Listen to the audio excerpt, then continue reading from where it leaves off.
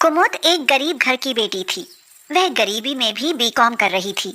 मनीष ने उसे पहली बार कॉलेज में देखा। वह उसे देखता ही रह गया। उसने सोचा कि कितनी सुंदर लड़की है। अगर इसकी शादी उससे हो जाए तो उसकी किस्मत ही बदल जाए। एक दिन मनीष उसका पीछा करता हुआ उसके घर पहुंच गया। उसने देखा कि कुमुद तो बहुत गरीब है। घर में 2 चारपाई, कुछ बर्तन और कपड़ों के सिवाय कुछ भी नहीं है। कुमुद के पिता सुखबीर ने मनीष को झांकते हुए देखा तो पूछा, कौन हो साहब? मनीष बोला, क्या ये आपकी बेटी है? हाँ, मेरी ही बेटी है। कोई गलती हो गई उससे क्या? नहीं बाबूजी, कोई गलती नहीं हुई। दरअसल मैं आपकी बेटी का हाथ मांगने आया हूँ। मैं इनसे शादी करना चाहता हूँ। आइए आइए, बैठिए साहब। मगर मैं तो आपको जानता भी नहीं। जानता तो मैं भी आपको नहीं, बस एक बार इन्हें कॉलेज में देखा तभी ये मुझे पसंद आ गई। आज इनका पीछा करते हुए मैं आपसे बात करने आ गया। हम 2 भाई हैं, माँ बाप नहीं है। मैं पढ़ा लिखा हूँ। दोनों भाई साथ में बिजनेस करते हैं। किसी चीज़ की कोई कमी नहीं है। आप चाहें तो पता कर सकते हैं। लेकिन बेटा, हमारे पास तो सिर्फ ये झोपड़पट्टी और सिर्फ बेटी है। मुझे आपकी बेटी के अलावा कुछ नहीं चाहिए। सिर्फ मुझे बेटा कह दीजिए, साहब नहीं। सुखबीर बहुत खुश हुआ। उसके तो भाग खुल गए जो इतना अमीर लड़का उसकी बेटी का हाथ मांगने आया है।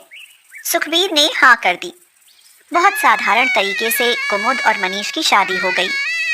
ससुराल में जाकर कुमुद ने देखा तो सोचने लगी, अरे बाप रे, कितना बड़ा घर है। कुमुद की जेठानी सोनिया बोली, क्या सोचने लगी कुमुद? ऐसा घर तो तुमने सपने में भी नहीं देखा होगा।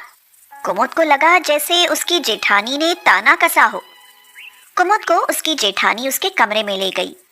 कुमुद ने उससे कहा, दीदी बहुत प्यास लगी है, फ्रिज का पियोगी या घड़े का? वैसे फ्रिज का तो तुमने कभी पिया नहीं होगा, नॉर्मल ही ला देती हूँ। सोनिया पानी देकर बोली, अच्छा कुमुद, अब ये कपड़े कहने बदल लो, वैसे भी तुम्हें इतना बोझ लादने की आदत नहीं होगी। मनीष ने कुमुद से कहा, कुमुद, भाभी बहुत बड़े घर की बेटी हैं और पिताजी मरने से पहले सब कुछ बड़े भैया के नाम करके चले गए, इसलिए भाभी को थोड़ा घमंड भी है। लेकिन तुम उनकी किसी बात को दिल पर मत लेना।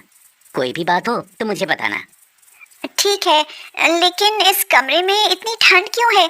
मुझे सर्दी लग रही है। शायद तुम नहीं जानती होगी, इस कमरे में एसी लगा है। एसी?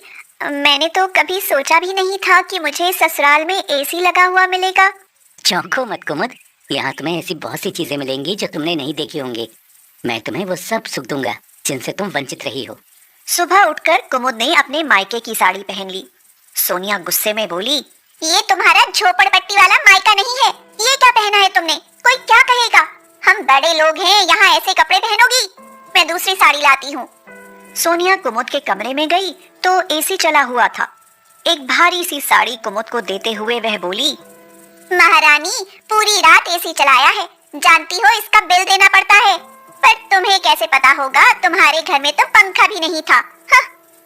सोनिया बात बात पर कुमुद को मायके की गरीबी के ताने देती थी, लेकिन कुमुद सब चुपचाप सहती रही।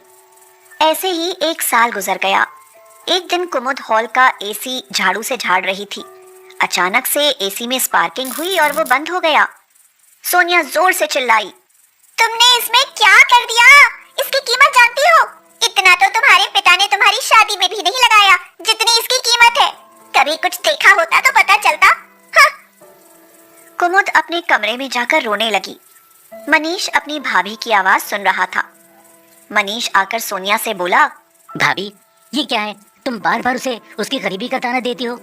आखिर वो बेचारी कब तक बर्दाश्त करेगी? तो सोनिया बोली, ओहो, उसके लिए आज भाभी से तेज आवाज में बात कर रहे हो? बर्दाश्त करने की जरूरत ही क्या है? हमने तुम लोगों का ठेका नहीं लिया है। चले क्यों नहीं जाते उसे यहाँ से लेकर? भाभी ये क्या कह रही हैं? और भैया, आप भी चुप सुन रहे हैं? तेरी भाभी सही कह रही है मनीष, रोज रोज के झगड़े से अलग होना ही बेहतर है। जाओ, लेकिन यहाँ से कुछ नहीं मिलेगा। बाप की 1 लाख की संपत्ति को करोड़ों में बदला है इन्होंने। दिन रात मेहनत की है। जाओ और जो करना है अपने बलबूते पर करो। मनीष दुखी हुआ। आज तक उसने जो भी कमाया सब भैया भाभी के हाथ में सौंप दिया था। आज उसके पास कुछ नहीं था। कुमुद परेशान होकर मनीष से बोली, अब हम कहाँ जाएंगे? कुमुद, मेरे पास कुछ नहीं है। भाभी ने वो देखो तुम्हारा बैग भी पैक करके बाहर रख दिया है। चलो मनीष, जब तक कोई इंतजाम नहीं होता आप मेरे घर चलो। कुमुद मनीष के साथ अपने घर आ गई। बहुत गर्मी थी, मनीष पसीने में तरबतर था। यहाँ पंखा था न कूलर। आपको तो एसी की आदत है ना, एसी के बिना कैसे रहोगे? कुमुद, मैं तो रह लूंगा, लेकिन ये देखो तुम्हारे माथे पर भी पसीना है। कुमुद हाथ के पंखे से हवा करने लगी। मनीष उसे प्यार से बोला, रहने दो कुमुद, तुम थक जाओगी। सच बहुत बड़ी बात है बिना एसी के रहना। मैं जल्दी ही कुछ इंतजाम करता हूँ। अगले दिन बाहर से आकर सुखबीर ने कुमुद को लिफाफा दिया। कुमुद ने लिफाफा खोलकर देखा तो वह उसका जॉइनिंग लेटर था। कुमुद खुशी के मारे उछल पड़ी। सुखबीर ने पूछा, क्या हुआ बेटी? तो कुमुद ने कहा, पापा मेरा बैंक मैनेजर की पोस्ट के लिए जॉइनिंग लेटर आ गया, मेरी नौकरी लग गई। अब वो दिन दूर नहीं कि हमारे घर में भी सभी सुविधाएं होंगी। मनीष बेटा, कहाँ थे तुम? जानते हो कुमुद की नौकरी लग गई। बाबूजी बधाई हो, आज मुझे भी एक बहुत अच्छी नौकरी मिल गई है। सब लोग बहुत खुश थे। कुमुद बोली, मनीष अपनी पहली सैलरी से हम अपने घर में एसी लगाएंगे ताकि लोगों को भी पता चले कि हम गरीबों के घर में भी एसी है। कुमुद ने अपने पिता के घर में एसी लगवाया। पूरा गांव देखने के लिए टूट पड़ा। पूरे दिन औरतें गर्मी से बचने के लिए कुमुद की माँ के पास बैठने लगी।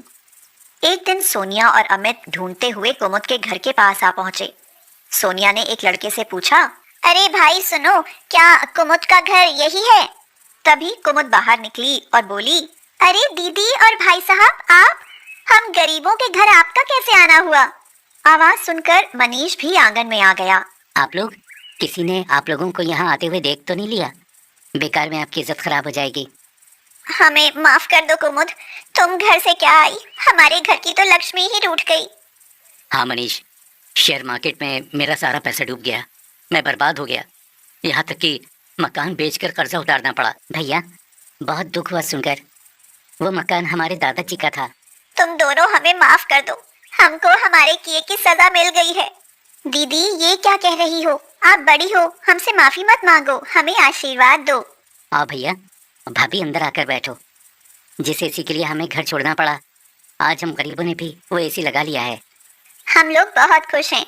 जब तक आपकी कहीं व्यवस्था ना हो आप हमारे साथ रहो। सोनिया और अमित रोने लगे। तुम दोनों बहुत अच्छे हो। मैंने कुमुद की गरीबी का मजाक उड़ाया और आज मेरे सामने उससे भी ज्यादा बुरे दिन आ गए। नहीं दीदी, दिल छोटा मत करो, हम सब मिलकर सब कुछ ठीक कर लेंगे और फिर से सब एक साथ रहेंगे अपने एसी वाले घर में। एक बार सबके चेहरे पर फिर से एक हंसी